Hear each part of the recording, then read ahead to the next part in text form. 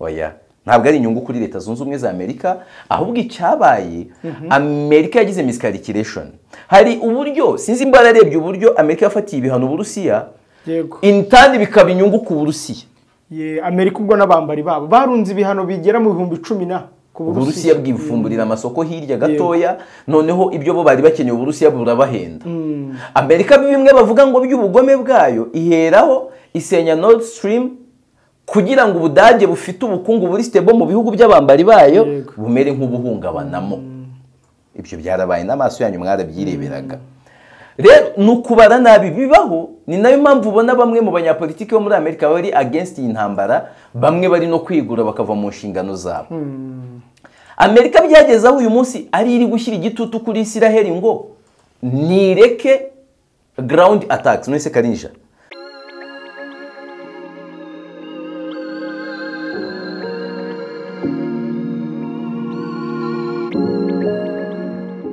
twongeye kubasuhuza turabifuriza kugira ibihe byiza bakurikiye Nkuye mu Ruge Yves Official turi kumwe na Yves Nkuye mu Ruge Yves Karame namahoro cyane cyane twinjiye muri studio hari bwo Gasana Emmanuel wari guverineri w'intara y'Iburasirazuba hagaritswe mu mirimo nkuko ibiro biturutse mu biro bya Minisitiri w'Intebe ribigaragaza ko yahagaritswe kandi ko bishingiye kubyo agomba kubazwa akurikiranyweho iri tangazo ryagutunguye ryagutangaje ryakubabaje ntabwo ryambabaje ntabwo ryanshimishije nta nubwo natunguwe kuko ugiye no gusubira mu mibare ugahera dutangiye kugira abaguverineri mu mitegekere y'igihugu cyacu wasanga umwanya wo kuba guverineri uri mu ntebe ziba zishyushye hari n'abagiye bawuvaho nta n'umwaka wumazeho urebye benshi mu mwaka umwe 2-3 ni gake rero umuntu awurambaho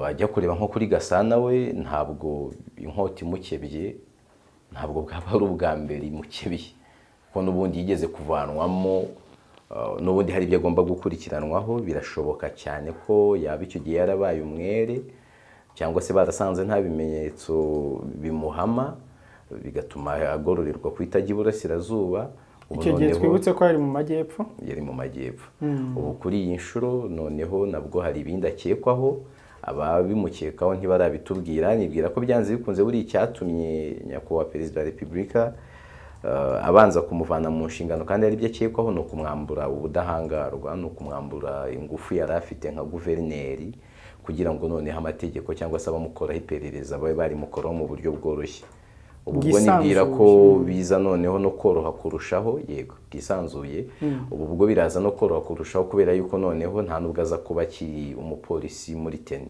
ngira ngo ari mu bahindutse kuri tiring ejo bundi hanyuma hari bujye ukurikirana imitegekere y'inzego z'ibanze mu Rwanda ku buryo twavuga tuti metero zawe zagarukira he kuri iyi metero zanjye ntabwo nshaka kumushyira muri metero cyane uri kumva ko yaje kuyobora hariya n'intara mvukamo n'intara mbamo ariko nta bintu byinshi wabona umutera mu metero kubera ko uyu mugabo ni umugabo waje kumubona mu isura ya gisivile biragorana bibe mu bayobozi bibe mu baturage bamubonaga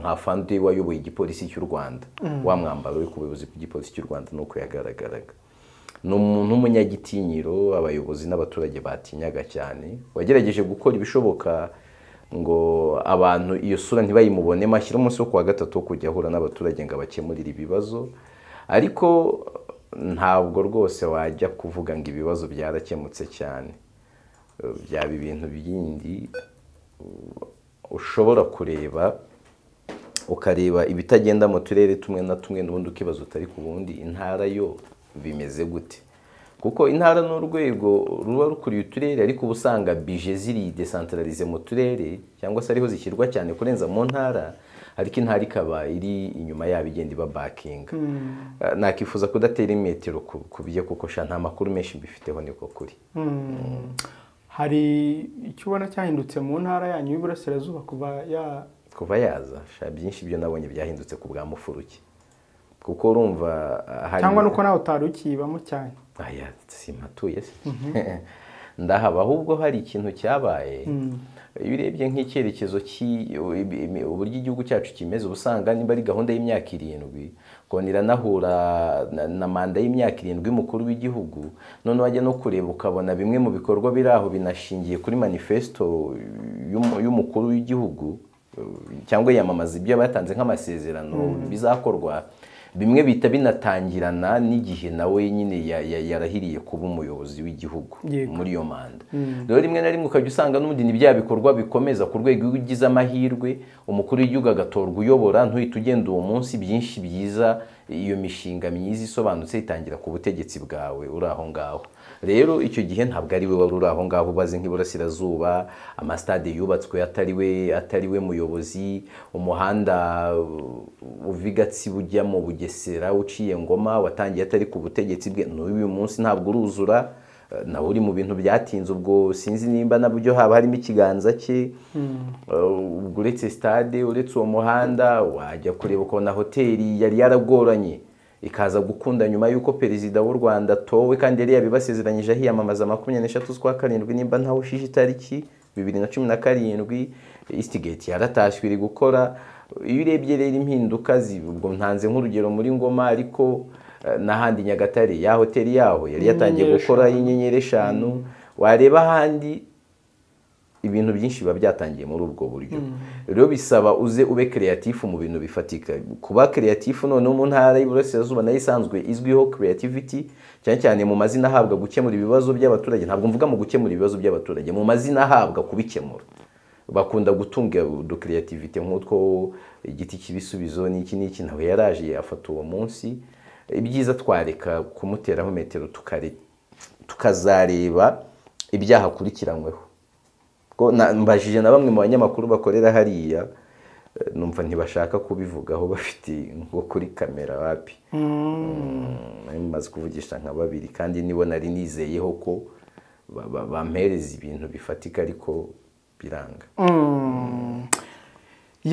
Reka ntabwo nuko ari cyo twinjiye muri studio mbona kigezweho, ngira ngo ni inkuru iri bukomeze kugarukwaho mu bitangazamakuru, wa mugani n'abayiteraho metero barakomeza kujya bazitera. Ariko reka twigarukire kuri Israel na Hamas. Uyu munsi nibwo byari biteganyijwe ko umunyamabanga mukuru w'umuryango w'abibumbye Antonio Guterres agomba kubonana na minisitiri w'ububanyi n'amahanga wa Israel. Ariko ntabwo byabaye, yanze guhura na Guterres. Aba bagabo bapfuye iki? Aba bagabo hari uguhangana gukomeye cyane hagati ya Israel n'icyo nakita umuryango mpuzamahanga bitari Loni gusa, ariko by'umwihariko mu nama iheruka ya UN Security Council banagombaga ubwo guhura, nyine bifitanye isano n'iyo nama. Nyuma yaho barashwanye cyane. Loni ibona ko Israel ibyo yakoze muri ubwo mvuze Loni, ndavuga Antonio Guterres uyiyobora, ko Israel ibyo yakoze muri Gaza birimo ingufu z'umurengera, birimo n'amakosa. Ariko Israel igashinja Loni ko yashyigikiye ibitero bya Hamas. Loni yafashe n'umwanya wo kwiregura kuri ibyo, bifata ubusa. Rero icyo bari gupfa barapfa inyito y'ibyabaye n'uburyo byakemuka. Byageze aho rwose Yael Cohen, minisitiri w'ububanyi n'amahanga wa Israel, abwira amagambo mabi cyane ya Antonio Guterres. Amagambo arimo umujinya yerekana ko ashobora kuba arangaye, ari umuntu utamenya ibiri kuba. None uyu munsi bagombaga kubonana, uko kutumvikana gutuma rwose Yael avuga ati reka ntabwo mbonana nawe. Ko yaramubaje ngo uba muyihesi. Uba muyihesi ku rwego utamenya ibibaya. None se yigeze atanga impamvu cyangwa ni metero wa mugani? Ntabwo ari metero biri obvious. Nimba ejo abantu barashwanye bigezaho, noneho umuntu akagera igihe abwira umuntu ngegura, yabaye nka Sadate. Kuko ngo already umwe mu mutwe yamweguje arumva ko atashoboye no kwicarana mu mutwe wa Yael Cohen. Uriya nta kintu. Ntabwo Antonio Guterres ari umuyobozi umerita kuyobora Loni. Mu mutwe we Antonio Guterres ari unfit, ari inapt, nta kintu aricyo, ntafite ubushobozi, ntafite ubushishozi, ntafite ubukerebutsi bumwemerera kuyobora Loni. Nta mpamvu yo kubonana nawe nta mpamvu yo kubonana nawe. Ubwo Israel ntishobora kuba iri kwitwaza cya gitinyiro ihabwa na backup yitwa Amerika ikaba ishaka kugaragaza ko nayo burya ari igihugu gikwiye ijambo rikaze. ntabwo byabura ni nabyo abanyapalestine bari kuvuga, ni nabyo wabonye Uburusiya bwavuze. Hari ibihugu byinshi biri kuvuga ngo Amerika ni nayo iri kwereka Isiraheli uburyo irasagaza niyibahereza forumire. Nujya kureba uyu munsi Amerika yoherereje Isiraheli batera ebyiri za Iron Dome. Urebe igihe cyose cyashize abantu twibeshya ngo Iron Dome n'ubwirinzi bukorwa n'abanya-Isiraheli, kumbe n'ubw'abanyamerika ni nabo barinda Isiraheli. Ariko uri mu bantu Amerika Yves uri mu bantu bamakanyije icyo kintu ko Amerika irinda Isiraheli. Ntabwo nakigwakanyije, urambeshyeye. Navuze ko aba bantu imikoranire yabo Amerika ariyo yaremye Isiraheli ndetse ikayimpawaringa. Amerika n'Abongereza ndetse harimo n'umusanzu w'Uburusiya. Noneho nkemera ko Amerika n'ubundi igira ubushobozi mu kurinda Isiraheli no gutuma ikora ibyo ishaka. Ariko mu buryo bw'igisirikare nakubwiraga ko Isiraheli yishoboye ku rwego hatari na Amerika Isiraheli yabyimba ibihugu byinshi. Hanyuma subwo ntabwo byabyumvikanisha ko Amerika ariyo yabarashoje intambara niba ari irinda Isiraheli akaba yarahereje izo bateri za Iron Dome gusa. Yanohereje za ndege za F-16. Ejo hari umuntu nabonye komantinga ngo Isiraheli ngo ntabwo ikoresha indege zakozwe muri Amerika, ngo zakorewe muri Amerika ngo irazikorera. Reka mbisubiremo. Isiraheli mu moko hafi 18 y'indege z'igisirikare zigezweho ikoresha, harimo agera kuri 6 y'abanyamerika. Muri yo harimo izi F-16 ni zimwe mu ndege mbi cyane, harimo na Falcons n'ubundi bwoko hunters. Urumva Isiraheli ifite intwaro nyinshi apana ibyo kuvuga ngo kubika ngo yabitse muri Amerika, nkuko usanga tuvuga ngo iki gihugu mwibi byo muri Afrika tuba tuzi ngo intwaro zacyo zikaze zibitswa hanaha. Ntabwo ari ukuzibika, yo ifite intwaro nyinshi za Amerika ikoresha. N'uyu munsi rero hari haje izindi ebyiri, kandi bari bamaze kwemeza indi support mu buryo bw'amafaranga yo guhereza Isiraheli no kureba nimba ari izindi ntwaro ziza koherezwa. Ibyo ngibyo bikaba uyu munsi. Rero icyo warumbajije ntarakiva kuvuga ngo ntabwo Isiraheli yaba ibiterwa n'ibyo byiringira ifite bya Leta Zunze Ubumwe za Amerika cyane irabifite. Nujya kureba nka Minisitiri w'Intebe w'Ubwongereza, kuko Ubwongereza na Amerika ntibasigana, Rishi Sunak yavuze ngo we aremera kuba bakorohereza ubufasha nyine bwo gufasha abakomerewe, ariko ntabwo yemera ko Isiraheli irekera kurasagaza. Yego, ntakeneye ko gahenge kaboneka, ntakeneye ko ceasefire iboneka. Ni ukuvuga ngo imigambi ya Isiraheli hariya yose irashyigikiwe cyane. Ibaze Karinija, barahakana ngo nta mugambi wa jenoside Isiraheli ifite hariya. Niba warigeze usoma steps 10 ziganisha kuri jenoside, harimo gufata abantu ukabashyira muri condition mbi, sibyo? Harimo gufata abantu ukabashyira muri concentration groups mu dutsinda, hari ukudezimaniza abantu kubaka ubumuntu, hari ukubahereza amazina abaka ubumuntu, ni ibintu byinshi. Ibyo bintu byose byomubwiye Isiraheli yarabikoze hariya. None ugeze igihe abantu ubashyira muri kondisiyo zituma urwaye atavuzwa, zituma ibitaro bihagarara, bituma ubona amazi atayabona, bituma amashanyarazi ataboneka. Ubwo se wambwira ngo utaniyehe n'uri gukora jenoside? Hanyuma Yves nari ngarutse kuri cya kintu cyo kuba ngo Amerika ntiyaba yararetse Isiraheli ngo ikora ibi ifite undi mugambi, nako Hamas ngo ikora ibi byo gutera Isiraheli ifite undi mugambi yihishe inyuma ishaka kugeraho. Kuko niba ariyo tubonye kwirinda Isiraheli, kuki itayirinze ibyo ko biba? Ngiye mbifata ahubwo nka miscalculations ku ruhande rwa Leta Zunze Ubumwe za Amerika. Ibi biri kuba byose ntabwo biri mu nyungu za Leta Zunze Ubumwe za Amerika. Rero ntabwo Amerika yahitamo ikintu kiyihombya. Akenshi iki kigaragaza ko bitari mu nyungu za Amerika. Ibi bintu igihombo Leta Zunze Ubumwe za Amerika ziri kugiramo biri kuzikuraho inshuti.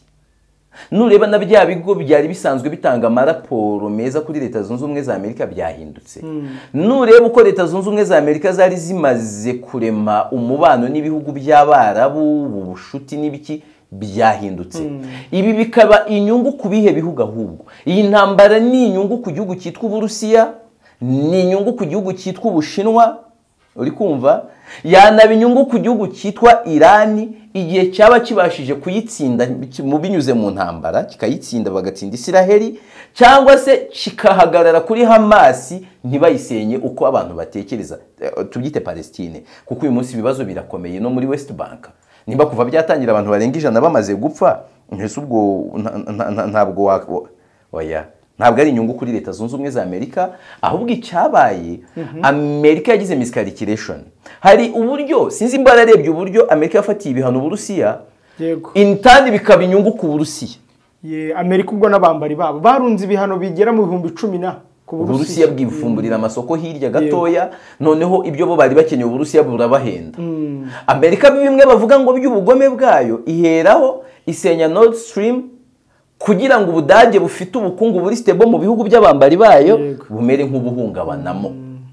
Ibyo byarabaye n'amaso yanyu mwarabyireberaga. Rero nukubara nabi bibaho, ni nayo mpamvu ubona bamwe mu banyapolitiki bo muri Amerika bari against iyi ntambara, bamwe bari no kwigura bakava mu nshingano zabo.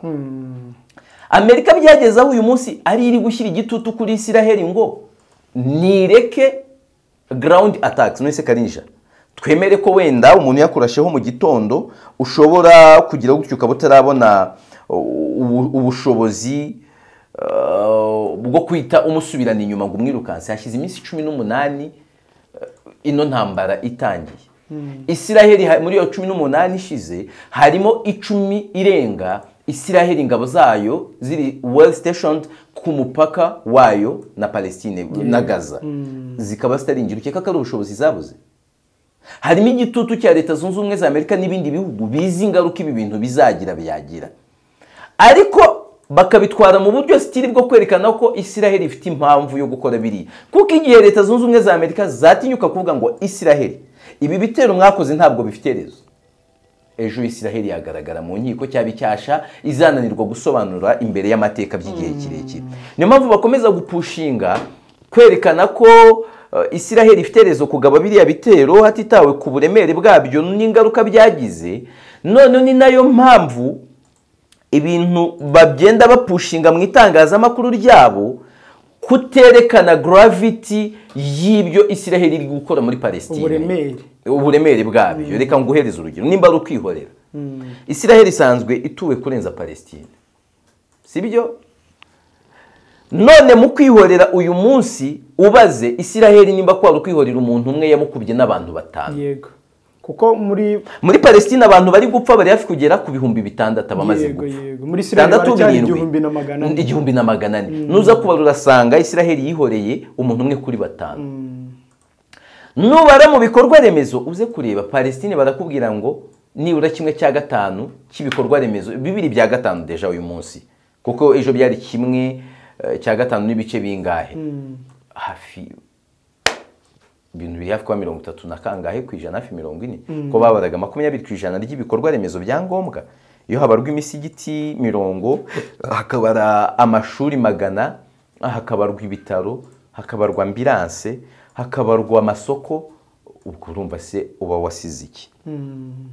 Byose ngo guhiga Hamas biba ari ikintu giteye ubwoba. Hagati aho Katari bimwe byasabwaga na Cohen byuko Katari ngo ariyo yategeka Hamas, Katari yabasezeranyije kiza kubahereza umwanzuro very soon. Ariko isubiramo ibyatangajwe na Turukiya, ibyatangajwe na Syria, ibyatangajwe na Iran ko Hamas si umutwe w'intagondwa, Hamas si umutwe w'iterabwoba.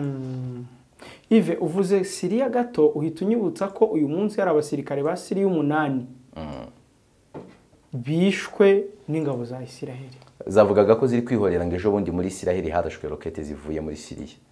Rero Isiraheli ngo yabarashe ari kwihorera, ariko ibyo birashyira kwa kundi twavugaga ngo buri gihugu kiri muri proximity cyegeranye hariya na Isiraheli cy'Abarabu kizisanga uretse ibihugu nka Misiri ubona ibigendamo gake cyane. Harya ntiyarashe mu Misiri? Yarashe ku basirikare ba Misiri ku mupaka, ariko ivuga ko byari impanuka kitabishakaga, na Misiri byemeza gutyo. Buryo nk'ubisurushyi nkababara, ariko nkavuga ngo ntiwabishakaga, bari ikimenyetso cyuko nagutinye cyangwa ntashaka kugutakaza. Ariko mise nkusubiza mba mvuga nti ntuzongere.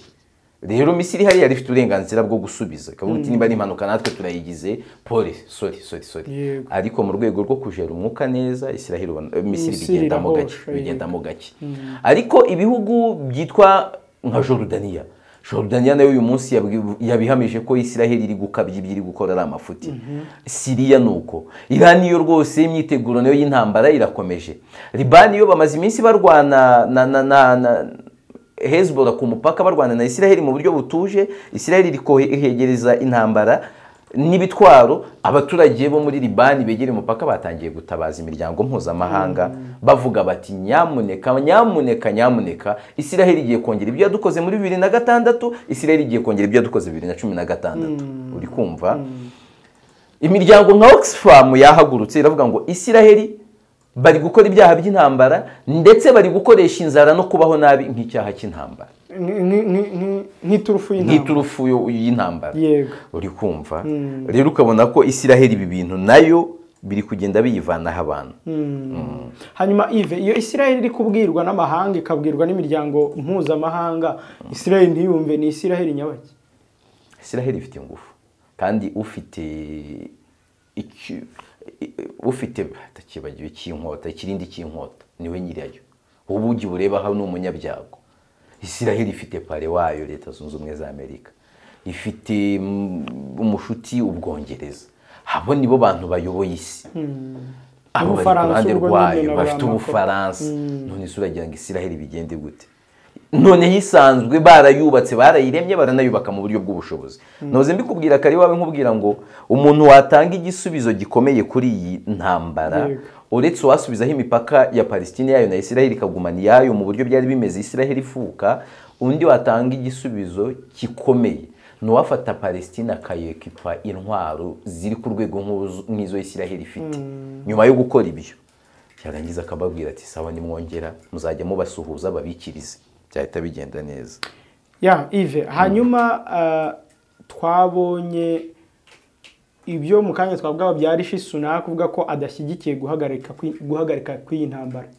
ku rundi ruhande akavuga ati ariko abakeneye ibyibanze nyaboneka mworohereza inzira zo kubigeraho yego irwo n'uruhe rurimo urumva kimwe mu bintu bakeneye Israel iri mu mugambi wo kurandura burundu Hamas nkuko yo yabivuze sibyo kandi bakeneye kujistifia cause ya Israel nicyo kintu cya mbere bakeneye kubanza gukora berekane ko Israel ifite impamvu yo gukora iriya ntambara impamvu irezona ariko nanone kuza kuvuga ceasefire uyu munota Hamas ikiri kurasa kuri Israel ni ibintu bigoye sinzi mba ejo warabonye ko Israel itari yatangaje abantu bagerageje kuyigabaho ibitero banyuze mu mazi twe twatekereje ko ari Hezbollah kuko ari mu majyaruguru ariko uyu munsi baje gukonfirma ko ari Hamas no kuvuga ngo Hamas nayo ntiranyurwa ndetse iracyiteguye guhangana nabo mu bundi buryo niyo mpamvu bakeneye gutwara ibintu gake kugira ngo Hamas babanze bayijegeze ibintu bimere nabi cyane